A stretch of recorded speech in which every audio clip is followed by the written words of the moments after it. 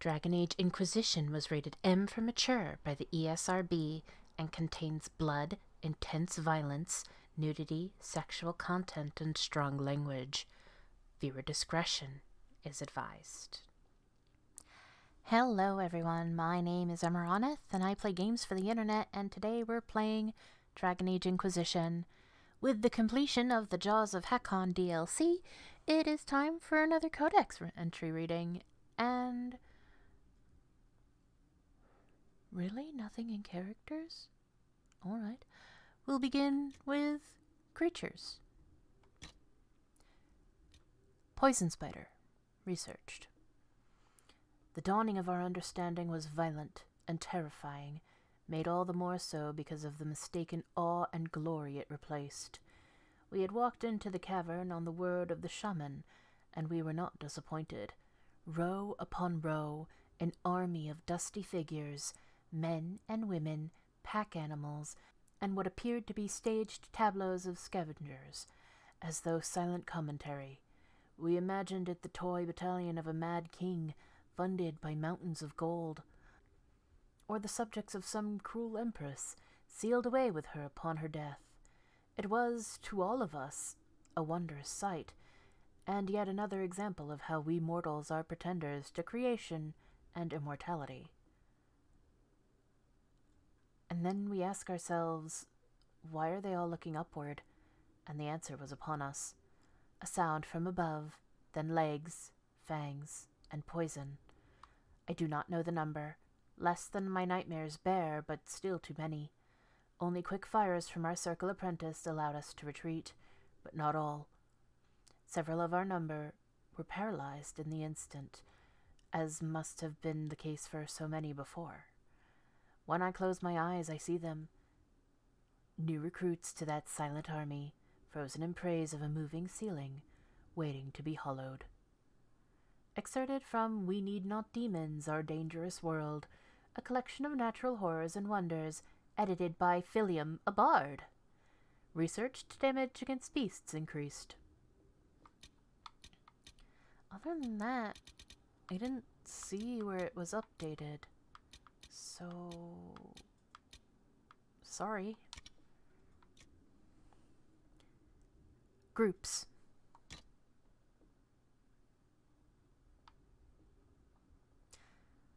A Tradition of Rebirth.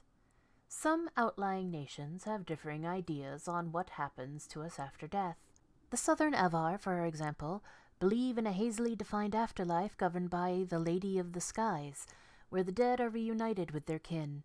A comforting notion, and not unfamiliar. The Chantry's idea that on death we crossed the Fade to live by the Maker's side is accepted from rough Ferelden to decadent Tevinter. Yet Avar also believe some of their people are destined to be reborn, which some among the Chantry have great trouble grasping. It is not, I must emphasize, a spirit possessing a body. Other than invoking the gods, spirits have nothing to do with the process. It is the essence, the soul, which returns clothed in new flesh. The core of the concept is thus: the souls of a few Avar, favored by fate, migrate on death to inhabit a new body destined for them, so they may return and perform great deeds for the good of their hold. These resurrected souls are not expected to remember their past selves consciously, but instead are assumed to be subtly guided by their previous experiences, especially through visions and portents. This most conveniently sidesteps the need for proof that one has been reborn, or that such things even occur. Then again, perhaps we should not cast scorn too quickly. As of yet, not one of the dead has returned from across the Fade to describe the Maker's paradise. Part of a monograph entitled Grand Visions of Life and Death, written by Roberto the Skeptic of Antiva in 931, and banned by the Chantry in 932. From a Mage's Journal. I argued with the Avar Mage long into the night. If we'd had no truce with these barbarians to fight the Darkspawn, it would have come to blows. Their conception of the Maker is as a child's. They assume he is a spirit, and that we have displeased him because he answers none of your prayers. When I attempted to explain the doctrine of the chant, The mage kept asking nonsense, such as, "Did Andraste have no gods of her own?" Or, "Why haven't you sung up another maker?" I asked what in the good grace of Data she was on about, and the answers chilled me. The Avars confuse spirits for gods, treating them as patrons to be lulled and wooed. The mage described to my growing horror how the Avar deliberately invoke spirits for strength in battle, or solicit them for advice. The mage claimed some of the spirits around her hold had lived with her hold for 12 generations, and sometimes took on the form of an animal or departed relatives when they pass on their wisdom. Strangest of all, in the event a god is destroyed, the Avar begin a year-long time of offerings and prayers and rituals I have no interest in knowing about further. At the end of this period, a new spirit takes on the name and role of the old one. I attempted to explain that this was not a god, merely a spirit drawn in by their desires. The Avar mage declared, with a ridiculous air of superiority, that that was the point. If she hadn't saved my life a day ago from a rampaging Hurlock, I'd take it all to the Templars. From the private journal of Ilana Alanesh, a mage serving in the Ferelden army during the 5th Blight. Letters and notes. A good marriage. In a hold past our own, a man named Vermic Torsen was wed to a woman named Cedra Yildsdotten. They were young and in love, and made large offerings to the gods asking for happiness. The night before their wedding, Cedra had a dream. The Lady of the Skies came to her and told her to tie her rope knots so tightly that she and Torsen would only wed a year. She awoke troubled, but did as the lady asked. Vermic untied only one knot, and they married a year. The year was hard. Their bows missed game, and the winter wind howled through their huts. Vermic and Cedra grew thinner. When the marriage was up, they made large offerings to the gods, this time asking for mercy. The night before the wedding, the Lady of the Skies came to Vermic in a dream and told him to untie a single knot, so he and Cedra would wed only a year. Vermic awoke sorrowing, but did as the lady asked. He and Cedra married again for a year. The year was long. The weather was foul and the crops were poor. Vermic and Cedra grew thinner still. When their marriage time was up, Cedra and Vermic both had a dream from the Lady of the Skies. "You asked for happiness," she said, "but I cannot give that to you. You asked for mercy, but the land will not show it. Think carefully what you ask tomorrow." Cedra and Vermic spoke long into the night, and in the morning made an offering to the gods. They asked for strength to hunt and harvest when life was good, and patience when life was not. The year was good in some places and hard in others, but they grew to know themselves and what they could bear. They became happy, not from the gift of the gods, but from their own deeds, and lived the rest of their lives as one. From Stories of the Wild South, a collection of tales of the barbarian nations of Ferelden, by Lady Susanna Ashwell of Ansburg. There are notes at the bottom margin of this page in different handwriting. How's a rope tell you how long you marry? An Avar groom unties knots on a rope that the bride ties for him. He's got until the end of the wedding chant. Number of knots he unties is the number of years they're married. That doesn't make any sense. It sounds like a good deal to me. See if you like living with your handsome new husband or wife once the bloom's worn off. Maybe you only tie one knot, or tie them tight, like in the story, if you're not sure. I think it's daft. I think you two nitwits should stop scribbling in the book I've got to return to the library. Ancient document protected in a scroll case. Whosoever reads this message, let it be known that the bearer, Inquisitor Meriden, commander of the Seekers of Truth, travels to the Frostback Basin on the official request of His Divine Majesty Cordelis Dracon, Emperor of Orlais, upon business vital to the safety and security of this most holy empire, and that he and those who travel with him are to be afforded every service, rendered every assistance, and extended every courtesy in their efforts to protect Orlesian lives from threats both magical and mundane. Maker watch over him, Cordelis Dracon I. Geldauran's claim. The script is an ancient elven dialect. Upon further observation it twists, the words becoming visible.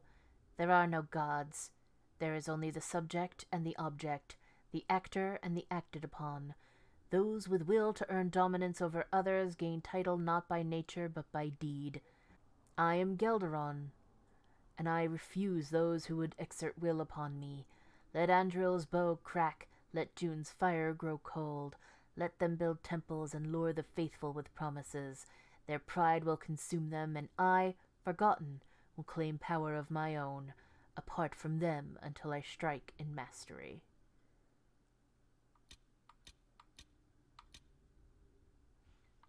Journal of Gurd Harofsen. This appears to be scattered pages from an old journal. The handwriting is barely legible and filled with spelling mistakes. They told me not to go, but I did. I had no love of mountains. Red Lion hold raids for goats and chickens. There are better fights in the lowlands. I am tall and strong, and they think me a great warrior. I bed many women with my tales. Why would I go back? Several pages have been torn out or scratched over until the next legible section. The darkspawn struck Red Lion hold. I heard the news in a tavern in Redcliffe. The blight took the land. The lady sends no messengers to blight-touched bodies. My kin will know no peace. I curse the lady. I curse Korth. I curse all the gods who let Red Lion fall. The people did the rites, sang the songs. Why would the gods abandon Red Lion? I left the mercenaries I traveled with. They understood. Many have lost kin of their own to the blight. Several more pages are illegible, and then I have taken the survivors. I know how to travel better than they do. The Thane is dead, but many warriors survive. Many people died from blight sickness. Harof Tailspinner was among them. Those who live say they asked the lowlanders for help, but they let Red Lion die. We must find a path.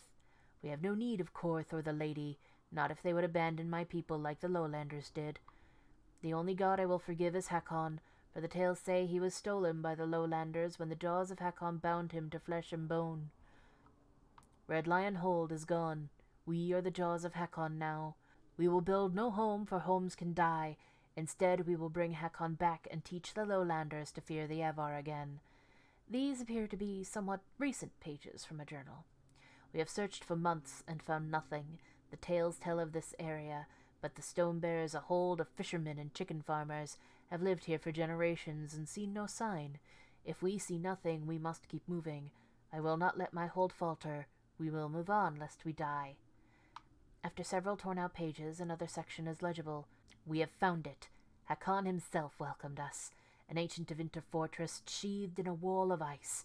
It was untouched by lowlanders, who could find no way to breach the walls. Our mages alone, blessed by silent Hakon with the gifts of ice, could part the wall for a few heartbeats, giving our people time to climb inside.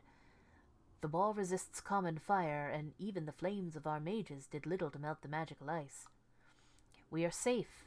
The northerner markers lead to a shrine that our mages say reeks of magic. I have sent warriors to guard it, lest it hold some spirit who can part this wall with lowlander magic. We have found Hakon, bound in silence where the lowland warrior trapped him for ages uncounted. Our trials have not been in vain. They were a test. Hakon will come again. These appear to be very recent pages from a journal.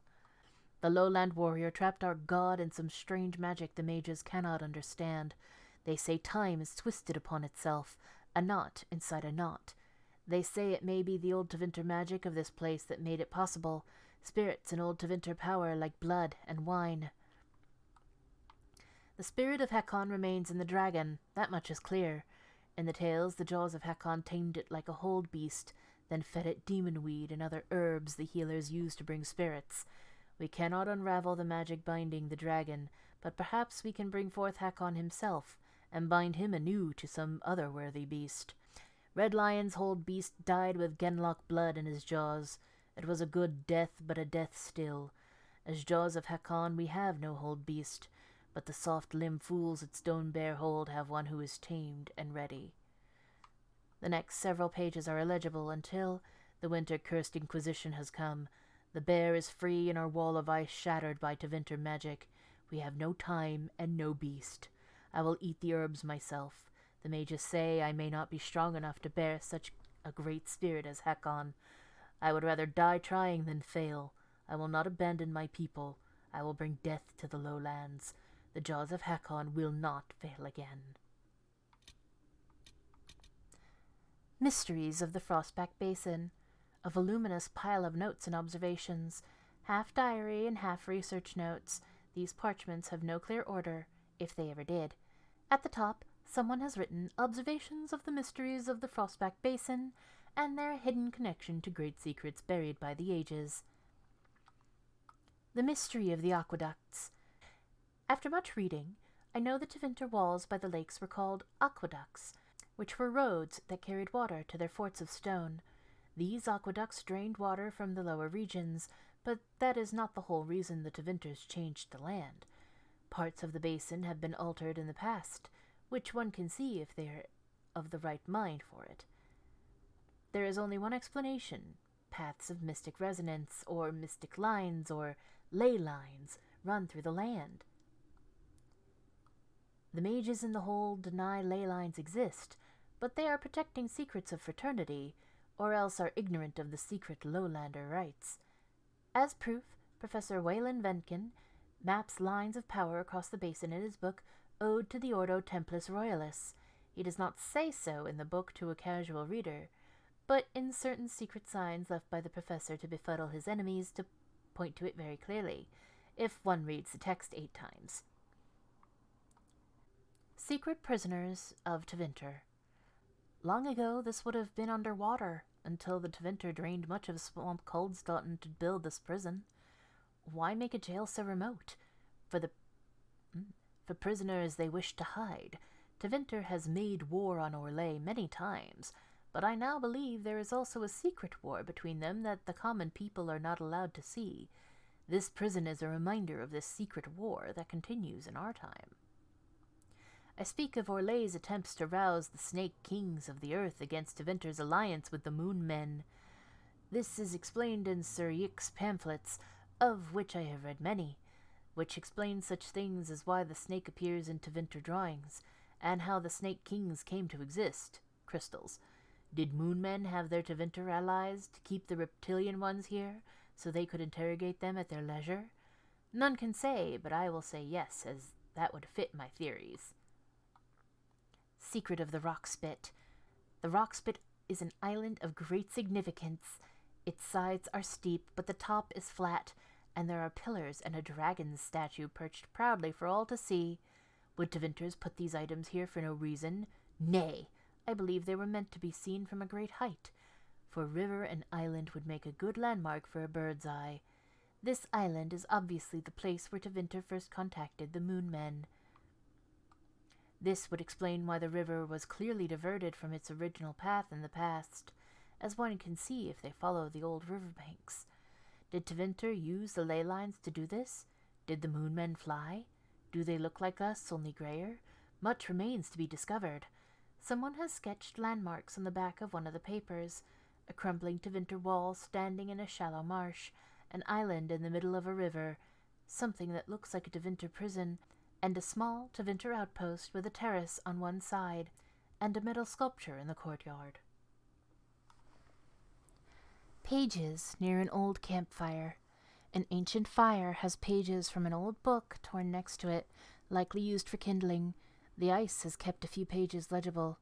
Haron and Arena drew the Avar away, but when Talana and I breached the Tevinter frost ward and entered the fortress, we found to our chagrin that this is their main base. Their mastery of ice magic allowed them to slip through the ward without melting it. Instead of luring the dragon into a trap of our making, we have had a brutal fight in the home of our foes. The dragon's power is like none I have ever seen. Possessed by this Avar god spirit, it rivals the legendary archdemon Dumat in its fury. I pray the legends of another archdemon leading the Blight and the Anderfels are just foolish stories, but if they are true, then I understand why Emperor Drakon asked me to come here. Drakon's new Orlais cannot face 2 god-dragons at once. Talana was injured in the last battle. She says that she can still fight, but she is limping badly, even after our healing magics. Once we are warm again, I will send her back to the surface.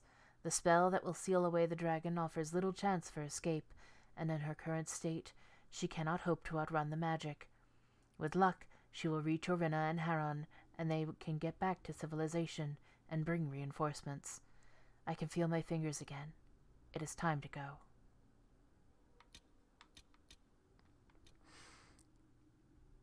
Razikale's reach. The fog came on swiftly, cloaking the world in shadow and turning the stones beneath our feet into a treacherous slick. I knew we had to find shelter before we lost even that faint light.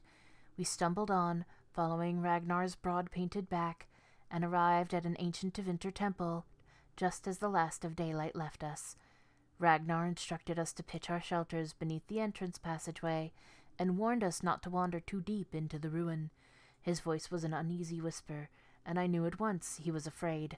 Wary of alarming the rest of our expedition, I took Ragnar aside and spoke to him. Some of the Avar, he said, believed the temple to be the haunt of old, vengeful spirits. The Tevinter had come here long ago and built their great temples, and then one day, without warning, they had abandoned them all. Ragnar was convinced that they had done something terrible here, though he would not tell me what it was. Whatever the reason, he found the temple deeply disturbing, and had brought us to it only out of desperation. I slept fitfully that night. Once I opened my eyes to see a pulsating amber light from beyond a second doorway. I blinked and it was gone. In the morning, the fog had lifted, and I wasn't sure if I had really seen the light or dreamed it. From the travel journals of Sir Nigel, Explorer and Knight. The Death. An elaborate group of Veilfire glyphs flicker to life. There is an impression of a great battle in the distant past. A spirit protectively watches over Avar from Stonebear Hold as they corner a rival group of Avar in a forest. They join in battle, and the spirit turns aside blades to protect the Stonebear warriors. There is the snap of arrows, a lash of magic. The rival Avar fall, but so does the spirit. The sensations fade. The Frozen Gate. The gate remains frozen, even at the height of summer. A piece of ice chiseled from the hole remains unmelted in a bucket of warm water, even withstanding the heat of burning embers. I have never seen such magic. Our Avar guide Ragnar will tell me nothing about what lies beyond the frozen wall. I have exhausted all possibilities and shall have to accept that I will never pass beyond that gate. I have retained the piece for my own use. Its properties make it perfect for chilling my cider on hot days. I shall take pleasure in this, and try not to fixate on my unsated curiosity. From the Travels of Sir Nigel, Explorer and Knight. The Mourning. The Veilfire ignites a complicated tangle of glyphs. There is an impression of mourning. Avar from Stonebear Hold pray and sacrifice to the spirit destroyed in the last battle. There is the sensation of months passing. The prayers are not forgotten. The vision fades. The Return. As the last group of glyphs light with Veilfire, there is a sensation of excitement and anticipation. An Avar Hold celebrates a night festival around an altar piled high with food and drink.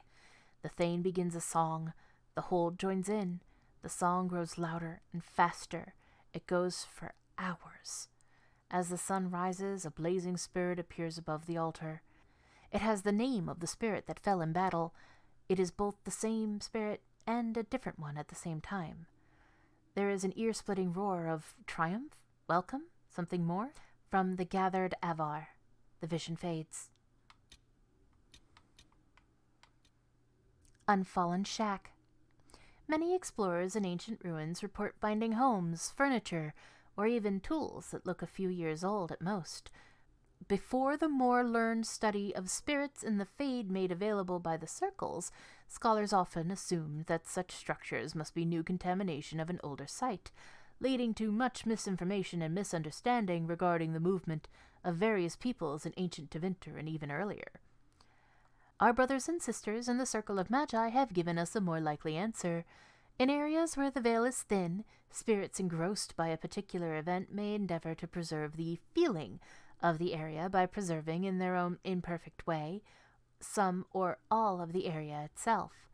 The hut of a legendary apostate may appear to have been abandoned for a few decades, with the crumbling walls and dust, when it is in fact from a previous age or even older. Spirits scratching at the edges of the veil have scared away the vermin that would have chewed through the beams and the plants whose snaking tendrils would have reclaimed the stones for the forest.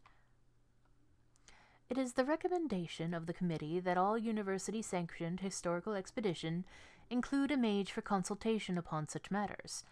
Only in this way can we avoid the embarrassing missteps of our forebears and bring Orlais the true knowledge it deserves. A letter from the University of Orlais Historical Committee to Empress Celine asking for support. Request tabled after the start of the Mage Rebellion.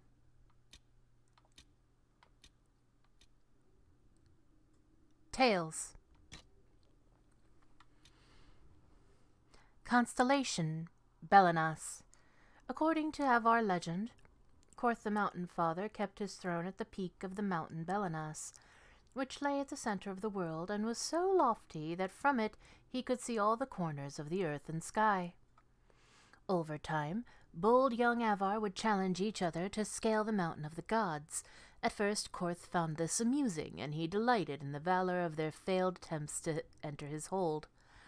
Then Sindri, Skybreaker, boldest of the heroes of old, succeeded in climbing to the summit and stood in the hall of the Mountain Father in the flesh.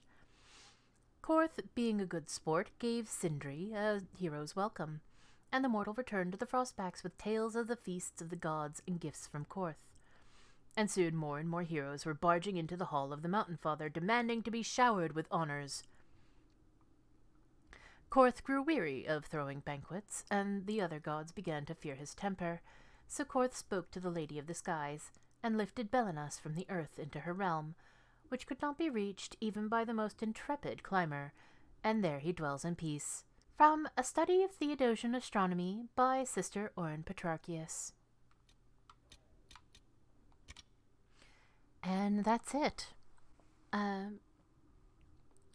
Join me next time when I begin Trespasser. But first, I find that missing bottle.